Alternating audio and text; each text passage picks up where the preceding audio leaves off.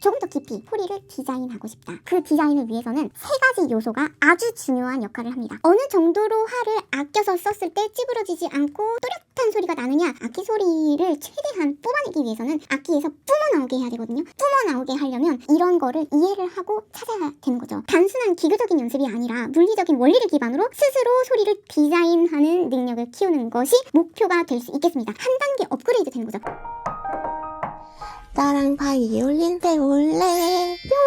뿅! 안녕하세요. 바이올리니스트 박지혜입니다. 여러분, 바이올린이라는 게 아주 물리학적인 구조를 갖고 있는 물건이라는 거 아신가요? 누가 그러더라고요. 이 바이올린의 곡선 하나 또는 이 두께 하나 이런 거 하나하나 요소들이 너무나 완벽하게 물리학적으로 만들어져 있기 때문에 그래서 18세기 때의 악기들이 지금까지도 무한 복제가 되고 있다. 그리고 그 이후로 어떤 소모품 같은 거, 이런 현 같은 거는 발전을 했을지라도 악기의 구조 자체가 전혀 변하지 않았다. 그리고 저희가 지금 배우고 있는 테크닉 자체가 18세기 파가니니 때도 했던 테크닉을 지금도 우리는 배우고 있는 거거든요. 그래서 바이올린이라는 악기를 이해하기 위해서 물리학적으로 좀 한번 생각을 해보는 게 다시 한번 말씀드리지만 아주 중요하다고 생각을 합니다. 오늘 질문을 주신 분이 있어요. 바이올린 전공하는 한 학생입니다. 하이 포지션 화음을 그을 때 계속 활이 찌부대는 소리가 들리고 힘을 빼면 덜덜 떨리고 비납스키 1번 같은 거요. 혹시 지혜님만의 팁이 있을까요? 그리고 제 나름에는 소리를 크게 낸다고 생각하는데 소리가 계속 작다는 평가를 받아요. 혹시 소리를 크게 내면서 찌부 안 되는 비법이 있으신지 궁금합니다. 이거를 위해서 제가 이해를 해야 된다. 악기의 구조 그리고 어떤 물리적인 이해가 필요하다라고 말씀드린 거예요. 왜냐면 큰 소리를 낸다. 그리고 고음이라는 어떤 특정 영역에서 소리가 안 난다. 이런 것들이요. 힘이 없어서 안 나는 게 아니거든요. 그리고 바이올린이 그 소리를 못 내기 때문에 안 내는 건 아니거든요. 단지 힘을 잘못 쓰면 찌부러진다고 표현을 하셨는데 소리가 망가지는 게 그게 바이올린이고요. 줄의 진동 패턴을 이해를 하지 않으면 저음에선 소리가 잘 나는데 하이 포지션에선 잘 소리가 안 난다라는 어떤 한계점이 느껴질 수가 있고요. 그리고 바이올린이 소리가 아름답다고 사람들이 표현하는 이유가 뭐냐? 바이올린은 공명과 연결된 악기이기 때문입니다. 그거에 대해서 우리가 오늘 한번 알아볼까 합니다. 하이 포지션에서 소리가 잘 안 나요? 큰 소리가 안 나요? 이거를 악기 소리 나는 원리를 한번 생각해 보면서 오늘 메타 인지 해보도록 하겠습니다. 지금부터 시작할게요. 구독, 좋아요, 알림 설정 부탁드려요.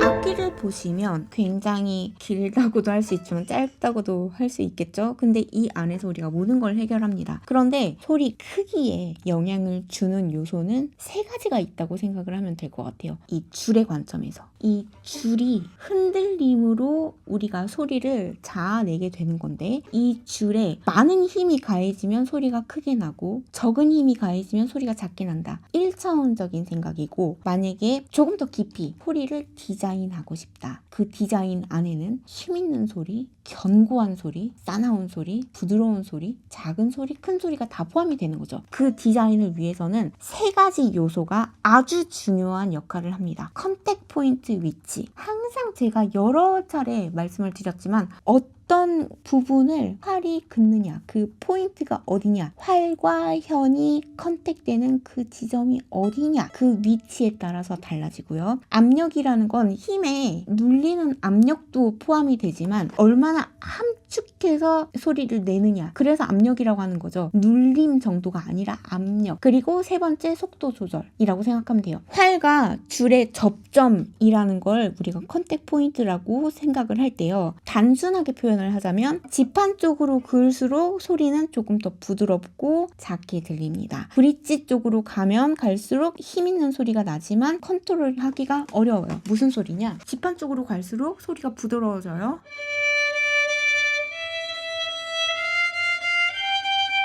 근데 브릿지 쪽으로 가볼게요.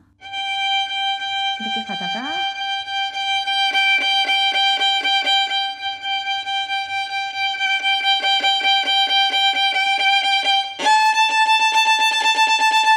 브릿지 쪽으로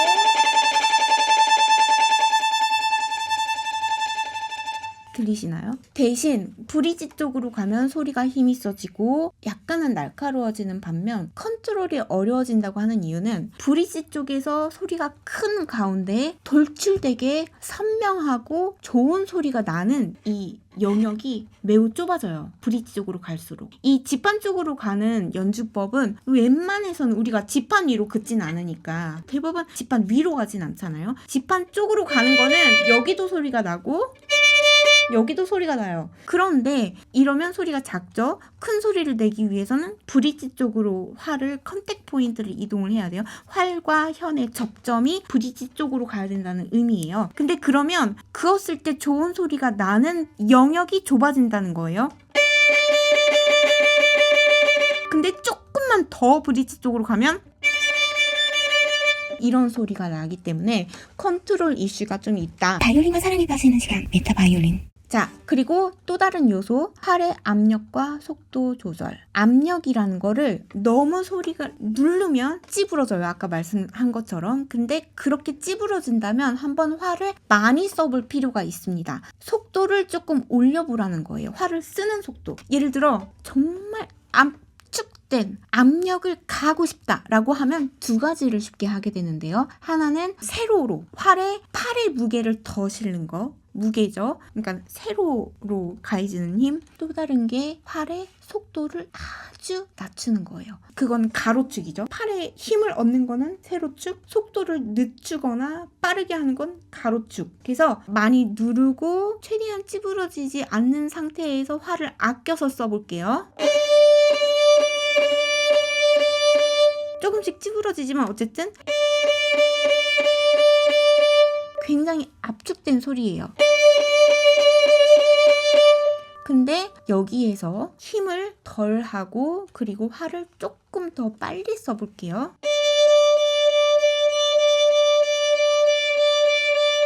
이것과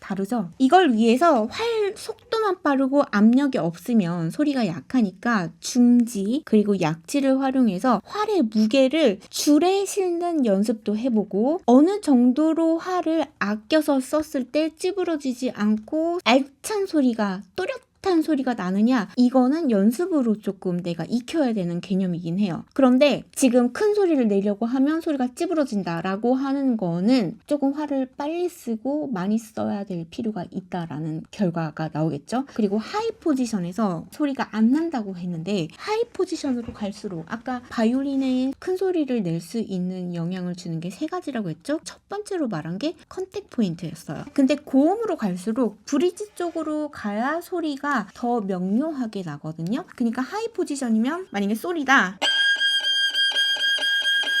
이 솔을 만약에 제가 지판 쪽으로 가가지고 연주를 해볼게요. 찌부러져요. 브릿지 쪽으로 가볼게요. 명료해집니다. 그래서 큰 소리를 내는데 찌부러지는 소리가 난다. 그러면 조금 컨택 포인트를 브릿지 쪽으로 가져가 보던지 활을 조금 빨리 써보던지 힘을 누르는 거에 비해서 활이 너무 아껴서 이 가로축이 속도가 느리면 찌부러지거든요. 또는 둘 다 해보시는 게 방법입니다. 구독, 좋아요, 알림 설정 꼭 부탁드려요. 그리고 한 가지 추가로 팁을 드리자면 내가 큰 소리를 내야 될 때 내 몸이 먼저 자유함을 얻어야 돼요. 근데 큰 소리를 내면은 우리가 힘을 주게 돼 있거든요. 뭔가 세게 해야 할 때는 우리가 경직되게 돼 있어요. 근데 악기라는 거는 음을 떨림으로 인해 가지고 소리를 자아내는 거기 때문에 몸이 자유로울수록 오히려 더 얹어지는 힘이 그리고 몸이 자유로울수록 유연해져서 현을 울리기가 쉬워진단 말이에요. 다시 말해서 내가 경직돼 있으면 그만큼 악기 소리가 자유로워지지가 않아요. 그래서 악기 소리를 최대한 뽑아내기 위해서는 악기에서 뿜어 나오게 해야 되거든요. 뿜어 나오게 하려면 먼저 내 몸이 자유로워야 된다. 그래서 큰 소리를 연습하기 위해서는 그 세 가지 요소 말고도 내가 몸으로 얼만큼 자유자재로 몸이 자유가 되어 있느냐. 그래서 화를 조금 쭉쭉 쓰는 큰 동작을 몸에도 익히는 게 되게 중요합니다. 그래서 지금 찌부러지는 거가 대표적으로 화를 조금만 쓰게 됐을 때 나오는 이야기거든요. 그러니까 조금 그런다고 하면은 몸 동작을 좀 자유롭게 해서 화를 끝까지 전체 활 위주로 이렇게 쓰는 연습을 하는 게 도움이 될 것 같아요. 그건 조금 팁이고. 소리를 디자인할 때 활과 줄이 만남으로 인해서 소리가 나오잖아요. 우리가 디자인을 할 수가 있는데 이때 우리가 이해해야 되는 게 줄의 진동과 패턴입니다. 그리고 그거에 맞게 활이 컨트롤을 해줘야 돼요. 물리적 개념으로 한번 설명을 해보자면 스탠딩 웨이브와 배음이 있다고 하는데요. 배음은 오버톤이죠. 그러니까 내가 도라는 음을 그었을 때 이 음을 그었을 때 우리가 왜 헤르츠라고 하는 그때 주파수가 뭔가요? 라고 그때 배웠죠? 그 헤르츠가 도 지점에만 딱 산처럼 올라가 있는 게 아니고요. 그 주변으로 다른 음들도 같이 소리가 나요. 그런 게 배음이라고 해요. 톤 위에 또 하나의 오버톤이 있는 거고, 근데 이게 활을 긋는 위치, 그러니까는 이 위치 어디를 긋느냐? 아까 컨택 포인트라고 하는 거 있죠? 컨택 포인트에 따라서 주파수가 변한다고 합니다. 그래서 주파수라는 건 음의 주파수라는 게 아니라 오버톤, 그 음과 함께 울리는 다른 음역대. 그래서 브릿지 쪽으로 가까이 갈수록 고음의 배음이 강조되는 거예요. 그러니까 이렇게 이해를 해야 돼요. 이걸 노드라고 하는데 악기에 있어서 보시면 브릿지, 이게 이렇게 흔들리는 거에 0 지점인 거예요. 딱 브릿지 위에서는 선이 안 흔들리잖아요. 왜냐면 여기 딱 박혀 있으니까. 그렇기 때문에 이게 기준점이 되는 겁니다. 그래서 0이라고 노드점이 생기면 이거를 기준으로 이 브릿지에 가까울수록 텐션이 굉장히 강해져요. 그렇기 때문에 음의 스윙, 흔들리는 정도가 이 브릿지 쪽으로 갈수록 작아지는 거예요. 그래서 현의 저항감도 더 생기고 단단해진다라고 생각하면 되거든요. 그래서 더 짧게, 빠르게 흔들리기 때문에 주파수가 뭐라고 했죠? 주파수가 음계를 정의하는 정량적 지표잖아요. 근데 주파수가 뭐냐? 1초에 얼만큼 몇 번 흔들리냐, 이거에 따라서 주파수가 정해지는데 위 음역대로 갈수록 주파수가 올라가죠. 예를 들어 1000Hz, 1500, 3000 이렇게 갈수록 빠르게 스윙을 하고, 그래서 주파수가 높아지는 거고, 주파수가 높기 때문에 높은 음으로 사람 귀가 인식을 한다는 거예요. 그런데 브릿지, 기준점, 그러니까 현이 흔들리는 게 제로인 지점으로 갈수록 이게 여기만큼 줄이 늘어나지를 않는다는 뜻이에요. 그래서 브릿지 쪽으로 갈수록 고음역대의 배음이 더 강하게 함께 울린다고 합니다. 그래서 더 약간은 날카로운 소리가 들리면서 텐션도 줄이 단단한 상태잖아요. 브릿지로 갈수록. 그래서 더 큰 소리, 약간은 날카로운 소리를 낼 수가 있다. 그리고 우리의 힘을 더 받을 수 있다라는 뜻이 됩니다. 그래서 브릿지로 갈수록 소리가 컨트롤하기는 어렵지만 더 큰 소리를 낼 수가 있다라는 거예요. 그리고 세 번째, 바이올린은 공명과 연결된 악기라고 했어요. 단순하게 줄을 진동시키는 것만으로 좋은 소리가 난다고 생각하면 안 되고, 그건 1차원적인 거고요. 활의 방향, 얼마나 빠르게 쓰느냐, 그리고 얼마나 힘을 가하느냐, 이런 거 외에도 얼만큼 악기의 공명음을 만들어낼 수 있느냐, 이거를 생각을 해봐야 돼요. 우리는 소리를 내는 게 아니라 자아내고 사운드를 디자인해서 내보내야 되기 때문에, 그러려면 이 공명이라는 것과 음향학에 대해서 조금 생각을 해봐야 되는데, 그거 깊이 들어갈 수는 없고 아주 짧게 수박 겉핥기로 짚고 넘어가자면, 악기 내부에서 특정 주파수가 증폭되거나 감소되는 것을 우리가 유도해야 됩니다. 그래서 약간 저음 주파수가 같이 울린다면, 공명한다면 약간 부드러운 사운드가 되는 거고요. 그리고 약간 고음역대 가 더 강하게 울린다면 그건 조금은 날카롭고 센 음이 되는 거겠죠. 근데 우리가 무턱대고 힘을 많이 가하거나 압력을 많이 가한다고 해서 큰 소리가 나지 않는다고 하는 이유가, 이해를 해야 된다고 하는 이유가, 화를 너무 눌러버린 채 해버리면 그냥 소리가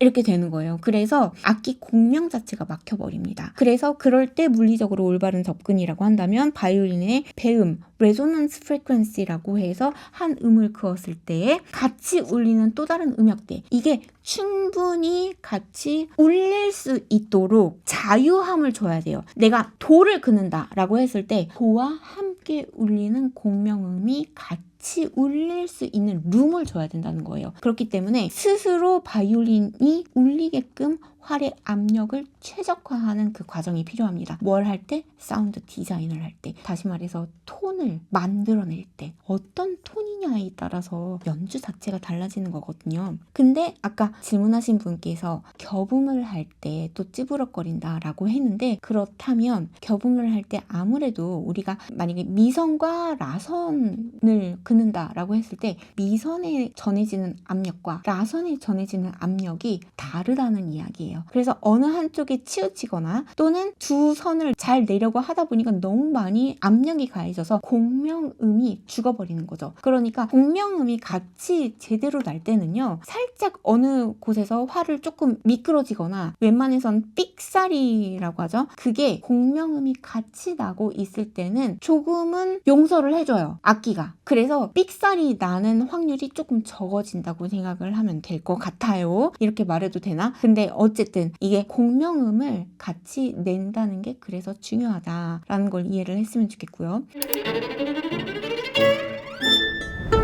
그래서 이 바이올린 연습할 때 물리적인 원리를 적용하는 방법이라고 한다면, 예를 들어 힘을 덜 쓰면서도 더 큰 소리를 내는 연습을 할 수가 있어요. 예를 들어 활의 속도를 변화를 시켜가지고 빠르게, 느리게, 그리고 압력을 세게 가하느냐 약하게 가하느냐, 컨택 포인트를 브릿지 근처에서 하느냐 지판 힘근처에서 하느냐, 그렇게 해서 어떤 힘에 의해서가 아니라 악기의 물리적 구조를 우리가 충분히 활용함으로 인해서 내고 싶은 소리를 낼 수 있다. 힘을 덜 쓰면서도. 그리고 공명의 활용, 악기 공명을 더 유도함으로 인해서 줄을 울리는 것뿐만 아니라 울림으로 인해서 악기 통이 저절로 울리는 것을 유도하는 것, 그것도 연습을 할 수 있습니다. 내가 찾아야 되는 연습인데요. 그런 거를 찾기 위해서 우리가 한 음을 가지고, 왜 누구 보면 한 음 갖고 8시간, 10시간씩 연습했다고 하잖아요. 그 공명음을 찾아내기 위한 부분도 그 일환입니다. 그래서 어떤 한 음을 연주했을 때 내가 얼만큼 손가락 왼손을 눌렀을 때, 그리고 그 누름과 함께 그 음에 있어서,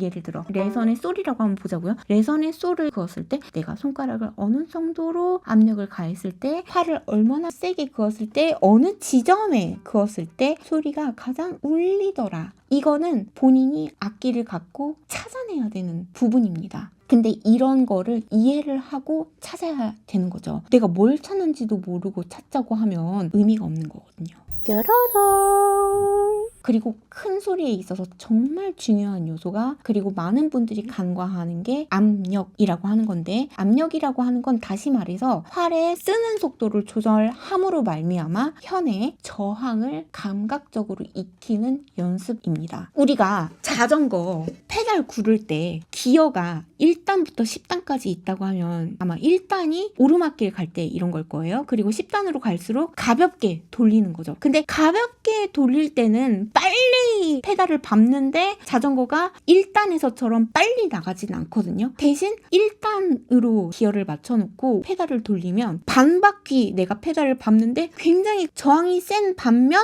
기어 10단에서 10바퀴 돌린 것처럼, 좀 거짓말 보태자면 그만큼 쌩 나가버리는 거거든요. 마찬가지로 활의 저항이 1단 기어에 놓고 저항을 1단에 놓고 했을 때의 그 저항을 느끼느냐, 10단 기어를 놓고 페달을 밟을 때의 저항감을 느끼느냐. 10단이면 이 정도 되겠죠? 근데 이것과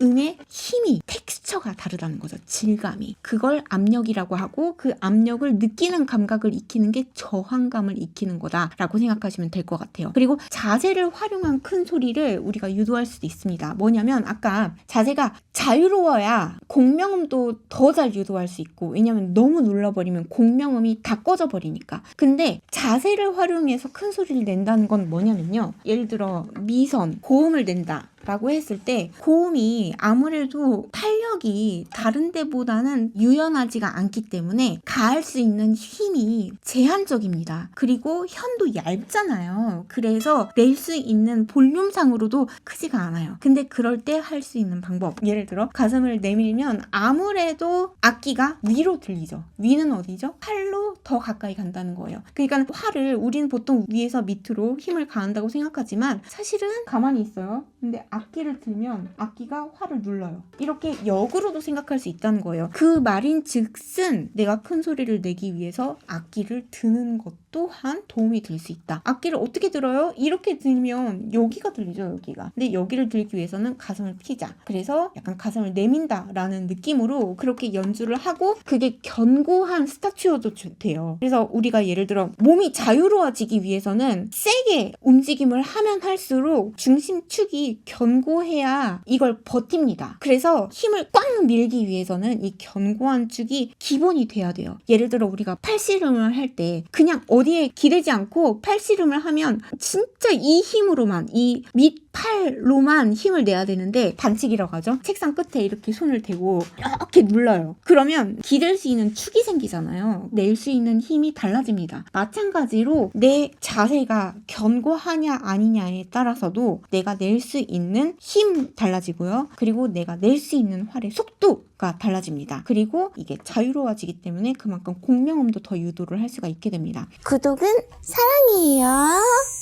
그래서 물리적으로 우리가 악기를 이해를 했을 때 큰 소리도 또는 하이 포지션의 소리도 찌부대는 소리도 맞고 큰 소리를 낼 수 있다라는 거예요. 왜냐? 활을 어떻게 긋느냐에 따라서 소리의 크기와 질감이 달라지기 때문이고, 줄의 진동을 최적화할수록 힘을 덜 들이면서도 많이 울리게 유도할 수 있어서 많이 울리면 어떤 효과가 있느냐? 깊고 풍부한 소리가 난다. 그리고 바이올린은 공명을 활용하는 물리적인 악기이므로 올바른 컨택 포인트, 줄의 각 음마다 다른 컨택 포인트가 있다고 했어요. 컨택 포인트와 압력을 줌으로 인해서 악기가 스스로 울리게끔 만들어낼 수 있다. 이런 것들을 우리가 활용하지 않고는 정말 내가 바이올린이라는 도구를 제대로 활용하고 있다고 할 수가 없겠습니다. 예를 들어 핸드폰만 해도 사용 설명서나 이런 거 읽지 않으면 전화만 하고 말 거잖아요. 근데 핸드폰은 후레쉬도 켤 수가 있고 내 건강 체크를 하는 도움이도 될 수도 있고 연습에 도움이 되는 앱도 사용할 수가 있잖아요. 그 모든 것은 사용 설명서를 우리가 잘 알았을 때 가능한 것처럼 악기도 내가 생각하는 악기의 큰 소리가 다가 아니다. 내가 이 악기를 통해서 낼 수 있는 큰 소리가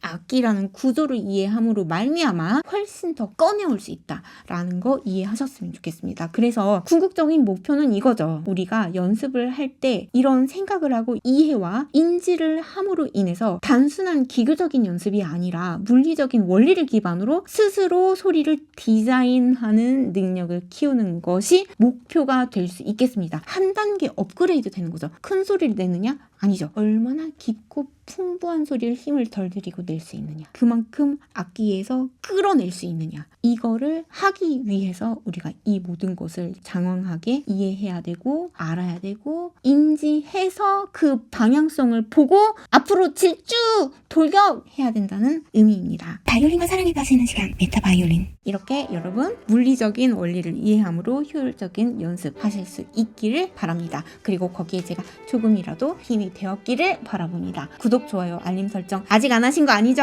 구독은 사랑이에요. 감사합니다. 뾰로롱. 이번 영상도 마음에 들으셨다면 여러분의 구독과 좋아요 그리고 따뜻한 댓글까지 남겨주고 가주시면 정말 큰 힘이 됩니다. If you enjoyed this video, please don't forget to subscribe and like. And if you leave a comment, It would be huge support to me. Thank you so much.